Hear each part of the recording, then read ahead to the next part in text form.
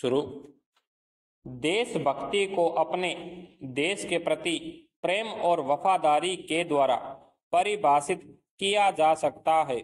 Stop. जो लोग अपने देश की सेवा के लिए अपना जीवन समर्पित कर देते हैं, ऐसे लोगों को देशभक्त कहा जाता है।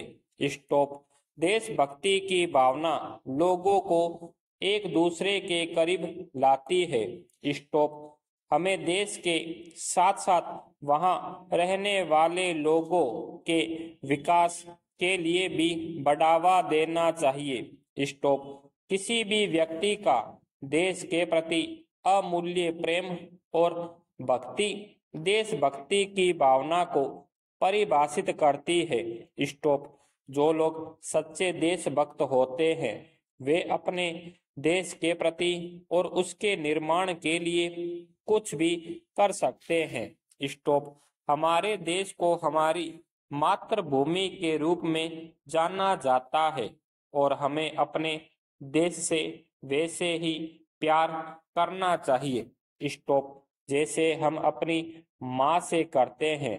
जो लोग अपने देश के लिए वही प्रेम और भक्ति महसूस करते हैं जो वे अपनी माँ और परिवार के लिए करते हैं, तो सही मायने में वही असली देशभक्त होते हैं। विराम।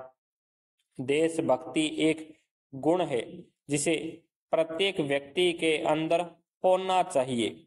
स्टॉप। देशभक्तों से भरा देश निश्चित रूप से उस स्थान की तुलना में रहने योग्य एक बेहतर जगह बन जाता है जहां लोग धर्म, जाति, पथ और अन्य मुद्दों के नाम पर सदैव एक दूसरे के साथ लड़ा करते हैं।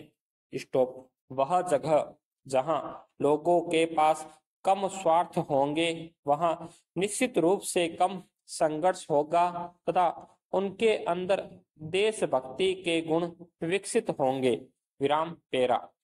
लोकतंत्र में असहमतियों और विरोध को उसका स्वभाव और गुण माना जाता है, क्योंकि पूर्ण वैचारिक एकता संभव नहीं है।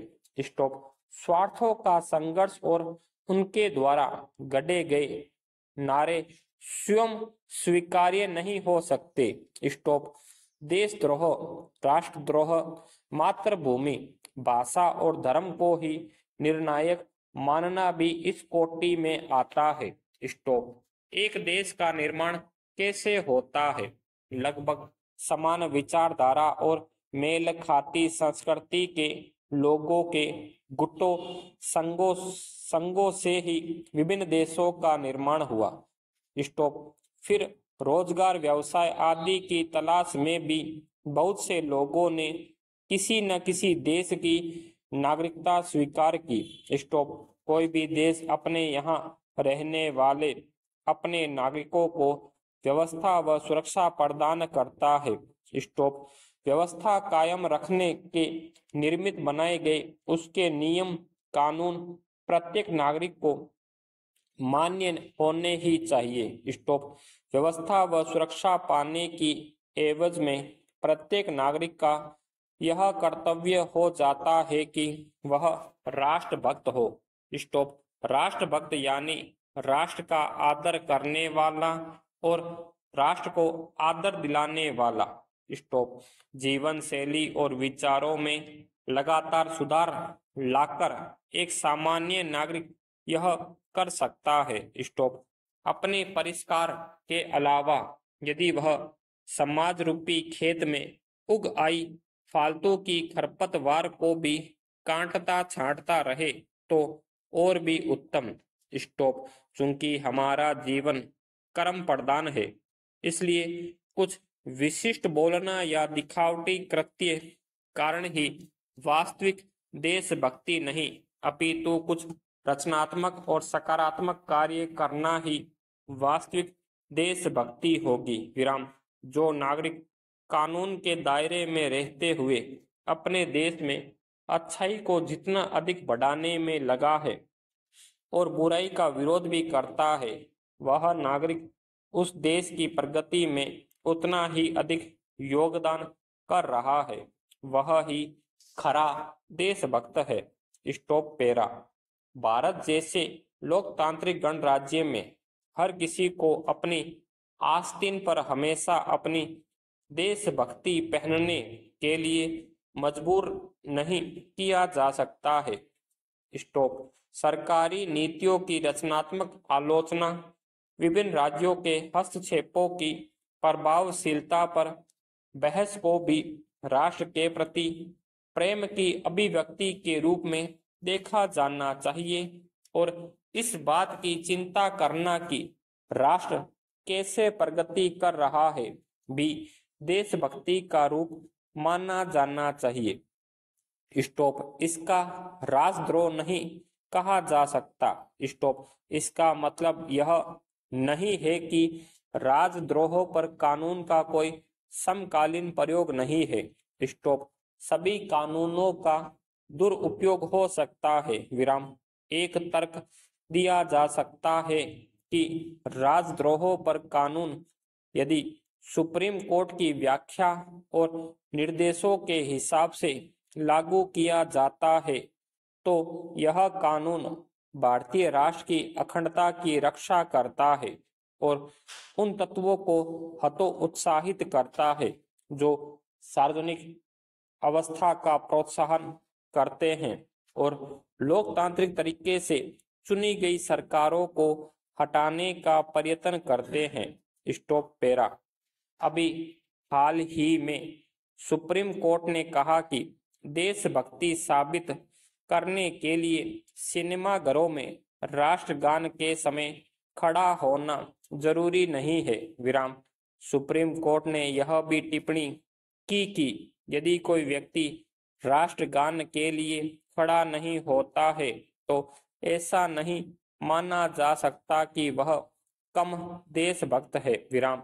लोगों को अपनी देशभक्ति साबित करने के लिए सिनेमाघरों में राष्ट्रगान के समय खड़े होने की आवश्यकता नहीं है। विराम।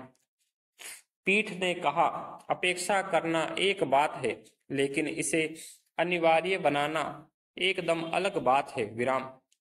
नागरिकों को अपनी आस्तीनों पर देशभक्ति लेकर चलने के लिए बाध्य नहीं किया जा सकता और अदालतें अपने आदेश के माध्यम से जनता में देशभक्ति नहीं भर सकती है।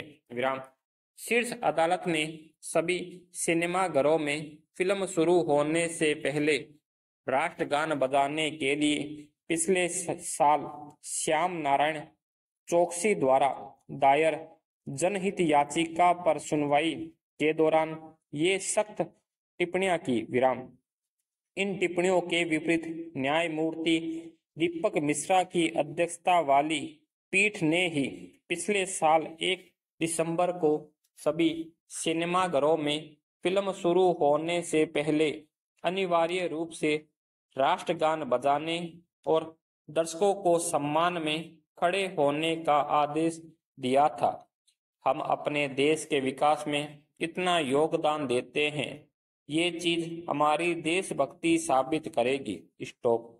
यदि आप अपना टैक्स समय से जमा करते हैं, यदि आप देश के संसाधनों का दुरुपयोग नहीं करते हैं, यदि आप अपने कर्तव्यों का निर्वहन ईमानदारी से करते हैं तो सही मायने में आप देशभक्त हैं। स्टॉप। चाहे आप किसान हो, नौकरी पेशा हो, शिक्षक हो, राजनेता हो, मजदूर हो, व्यापारी हो या फिर सैनिक हो, आपके काम में बरती गई ईमानदारी और सत्यनिष्ठा आपके देश के विकास में योगदान करती है और वास्तव में यही देशभक्ति है। विराम। नारे लगाने से किसी भी देश का भला नहीं होता है। विराम। देश के भले के लिए किया गया आपका हर काम देश को बुलंदियों पर ले जाता है।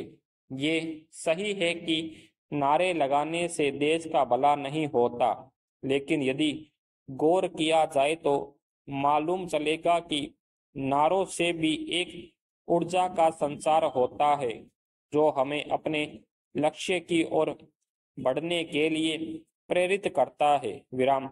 आजादी के समय की बात की जाए तो इंकलाब जिंदाबाद, जय हिंद और भारत माता की जय जैसे नारों ने क्रांतिकारियों और युवाओं में एक नई ऊर्जा का संचार किया और देश को आजाद कराने में मदद किया। विराम पेरा। क्या कोई धर्म, ग्रंथ या संविधान हमें अपने माता पिता की सेवा और सम्मान के लिए बाध्य करता है, लेकिन फिर भी हम उनका सम्मान करते हैं क्योंकि उन्होंने हमें जन्म दिया और पाल पोस कर बड़ा किया। विराम।